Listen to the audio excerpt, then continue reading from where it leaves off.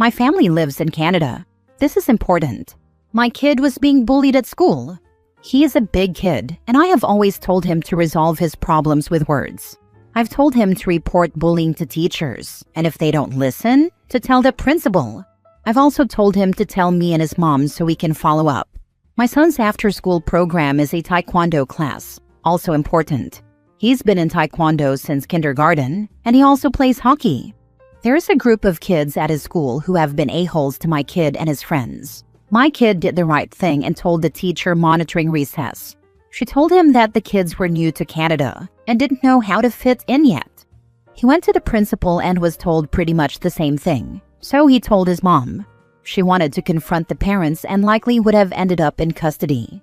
She's Irish, like real Irish from Ireland, not Marky Mark Irish. I told her I would take care of it. I made an appointment to talk to the principal and the teacher, along with my son. I went into the meeting with a simple goal, to stop the bullying. The principal and teacher both tried the same excuse on me, that these kids were newcomers and weren't fully aware of how Canada is different from their home country or what they see on American TV. I asked what was being done to stop it. They said they had talked to the boys. I asked if the parents had been brought in and spoken to. He said no. Okay. So I turned to my kid and explained that in Canada, kids under 12 years old cannot be charged with a crime. In fact, they can't even be arrested.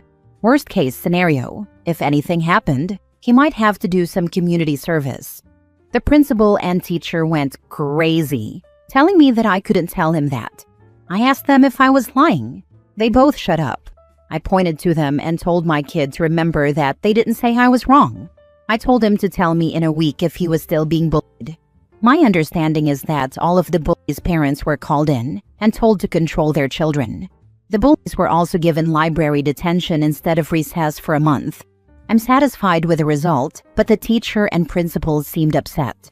My wife thinks I should have given him the information privately. Now for the top comments. Not the a-hole. This is hilarious. Not the a-hole. Heck, I'd say you tell your kid to be a little too passive against bullies depending on circumstances. I'm American, and I love that this was the fastest end to school bullying. Hopefully anyway. Not the a-hole. It's over. My kid is only 10, but he is the same size as his 13-year-old cousins.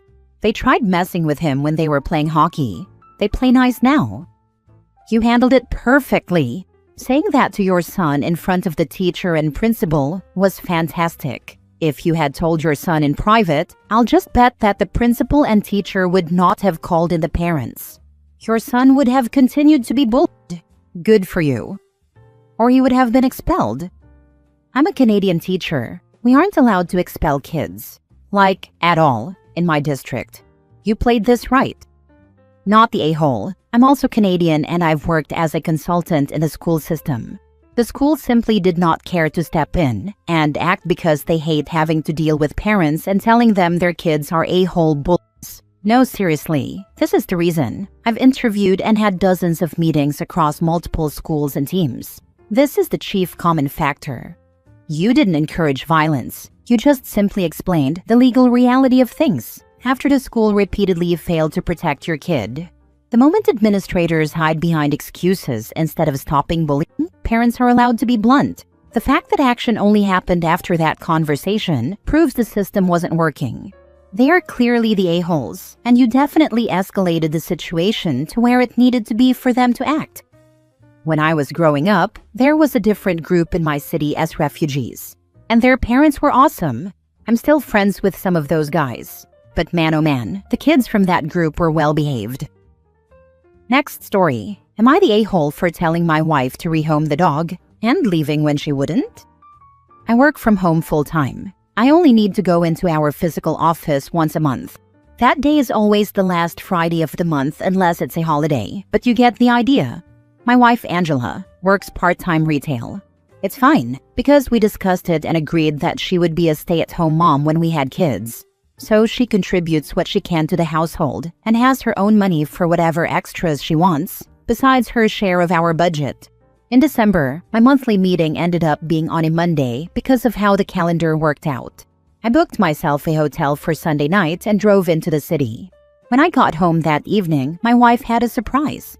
She had rescued a puppy, not officially from a registered place or anything. A neighbor had a litter, and she took the last puppy, a coon-hound mix. A pretty enough dog, but not my cup of tea. We had agreed on getting a dog eventually. She had also spent a bunch of her own money and bought a kennel and other dog supplies. She looked very proud of herself and named the dog Trudy. Trudy is very cute, but also very loud. She howls a lot.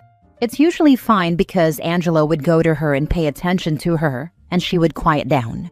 But on the days Angela works, Trudy needs to be in the kennel, which she very vocally dislikes. Trudy can't roam the house because she's a puppy and therefore somewhat destructive, and she isn't house-trained. We can't just leave her outside because, although we have a fenced yard, there are coyotes to worry about. I suggested moving the kennel to our heated garage. That was deemed unacceptable because we would need to move it back into the house at night. Trudy has become a pain in my butt during this cold snap because my wife won't walk her in the cold and icy conditions. To be fair, those conditions are very rare for our area. The next issue is my office. My wife was very good about respecting my workspace, so I usually kept the door open. The only time I closed it was during meetings. Trudy explores, so I started closing the door all the time. Angela doesn't like that, and Trudy scratches to try to get in. I am beginning to understand what my life will be like if we have a kid. So I told Angela that we weren't ready for a dog, and that she needed to either step up and make our home a place where I could work, rehome the dog, or I would go back to working in the office, which would mean me being gone from Sunday night until Friday night. Angela said none of those were reasonable choices because she's trying to train Trudy, but it isn't working. I locked up my office on Sunday and got a room at a local hotel. It's great, it's quiet, and I can work in peace. Angela found out I didn't go to the city almost immediately and called me so many times that I had to block her. She says that rumors are starting. I gave her one other option. She gets a full-time job and pays for doggy daycare out of her budget. She said it was ridiculous to work just to pay for that. So that's where we are this Tuesday morning. Edit. A couple of questions before I get back to work. If I were a mechanic, who would be responsible for watching a baby while I was at work? I never agreed to this dog. Why should I be responsible for paying for everything related to her? I paid for the vet and everything so far. Why should I pay for daycare? Not the a-hole. Impulse pet buyers are the worst. I grew up with that nonsense. This won't be the last time she pulls that. Couldn't agree more, sir. Also, OP, don't forget, she unilaterally brought home a high-energy puppy while you work from home, and then made it your problem. Blocking her was dramatic, but leaving for peace makes sense. This screams poor communication and zero planning. My ex-husband brought home a dog from the shelter after I clearly said no. He left the dog with me when we divorced. If my husband brought home a dog without telling me, I would lose it. So you're not the a-hole here. I work from home in tech, and I need a quiet place to work. I absolutely cannot stand distractions when I'm working. Having said that, break up anyway, because you don't seem to like her much. It's very clear from the way you write about her. I'm a dog trainer. My husband would probably rather chew off his right arm than see my reaction to an unapproved puppy. We have 4 pets of various species. Dogs are the #1 hardest to do right. I'd prefer a surprise mini horse. And frankly, a surprise puppy is the worst of all, because it's pretty similar to having a baby. A surprise adult rescue dog would at least have been much less work. Next story. Am I wrong for telling my mom she's on her own with her pregnancy? Okay, so my mom is 46. She had all of us when she was young, so now her kids are all grown.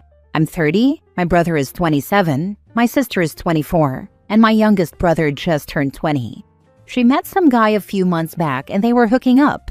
Well, now she's pregnant and shocker, the guy wants nothing to do with it. He blocked her on everything and disappeared. She's decided to keep the baby, which is fine, that's her choice. But she's already started talking about how we're all going to need to help out because pregnancy at her age is harder and raising a newborn alone is going to be tough. And she can't do it without us. Like, what? I have 3 kids under 7. My brother has 2 toddlers. My sister lives in another city. My youngest brother is in the middle of his degree and barely has time to sleep, let alone babysit. None of us live with her. We all have our own stuff going on. And she's acting like this is going to be some big family project where we all pitch in constantly. I finally just told her straight. I said, "Mom, I love you, but this is your decision. We're not going to abandon you completely, but you need to understand that none of us can be there all the time. We have our own lives and our own responsibilities. If you want this baby, you need to be prepared to handle it mostly on your own." She got really upset and said she's always been there for us, and now when she needs us, we're turning our backs on her. But that's not what's happening. We're just being realistic about what we can actually offer. Am I wrong for being honest with her about this?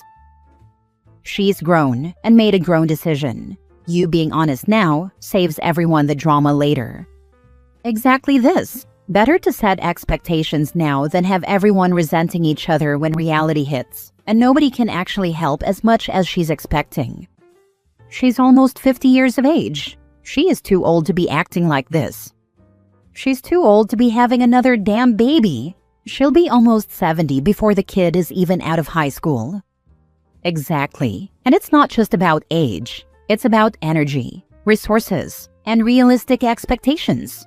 Raising a kid takes a lot, and acting like it's no big deal at almost 50 with no real plan isn't fair to anyone, especially not the future kid.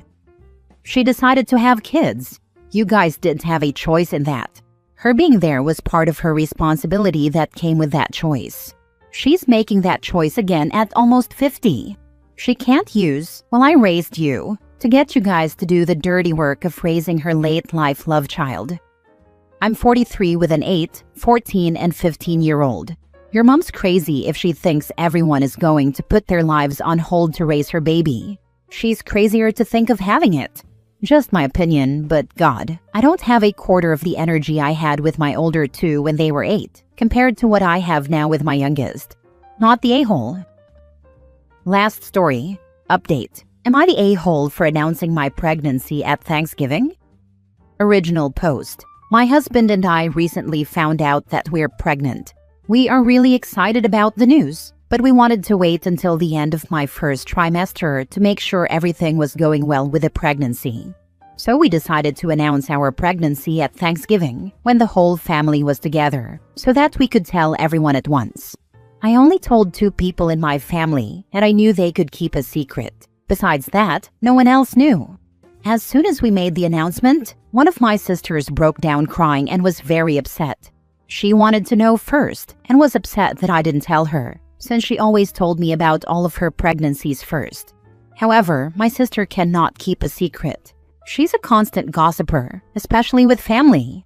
I told her first when I got into graduate school, and she told my parents before I could. She announced my engagement to my mom before I had the chance. So my husband and I decided to keep it a secret, especially until we knew everything was healthy with the baby. I knew that if I told her first, she would tell everyone in the family, and it would really upset me if I found out my whole family knew before I wanted them to. After she realized at the dinner table that I didn't tell her first, she started full-on crying. After that, she went after other people in my family, my parents, and my other siblings. Everyone became agitated and emotional, and it made Thanksgiving upsetting for everyone. Honestly, it made me feel bad during what should have been a happy announcement. So am I the a-hole for not telling her first, even though she always told me about her pregnancies first? Now for the top comments before reading the update. Not the a-hole. You gave her multiple chances to prove she could be trusted with important news, and each time she broke that trust. Trust is earned, not given. She's making this beautiful moment about herself rather than being happy for you and allowing everyone to celebrate. I'm sorry she made you feel guilty for doing what you wanted, which was a wonderful idea. Well said. And let her know why you didn't tell her. Let her know she's broken your trust before and that you didn't want it to happen again, so you played it safe. Not the a-hole. And now you know she's going to ruin every moment, as well as share the news before you want her to. So I guess now she won't hear at family gatherings either, since she can't keep her emotions in check and not make everything about herself. From now on, you will not only have to tell everyone before, now you have to make sure she doesn't get the news in a group setting or at an event. Don't let emotionally immature people hold you hostage. Info. Can you explain more about how she went after other people in my family? They were just overall agitated and crying? I can't figure out what happened at that point. She left shortly after dinner. I thought she had calmed down, but I heard her calling my parents and yelling at them. My parents hurried and shut the door and wouldn't talk to me about it. I know she was texting my other siblings because they would break down in tears, and one of them said my sister was being very rude. Another family member had a conversation with her about the baby announcement and ended up having a full-on panic attack and had to take anxiety medication. No one in my family will tell me exactly what she said to them. I don't know if it's to protect me or something else. Wow. So not only did she turn into a drama queen at the event, she continued to tantrum throughout the night. It sounds like she needs to be on a strict information diet at the very least. Sister needs some intense therapy and/or a new personality. Wow. Not the a-hole. Hopefully, obviously. Now for the update. I wanted to update everyone about what happened after I announced my pregnancy on Thanksgiving and upset my sister. I found out what she had been calling family members about. Apparently, she doesn't like my husband and hasn't for a long time. She made up stories about how he didn't say hi to her at Thanksgiving, but I was there and heard him say hi. She also said he didn't play with her children, but multiple people saw him playing with her kids and all the other children. I believe she said other things about my husband as well, but this is all I was able to confirm from other family members.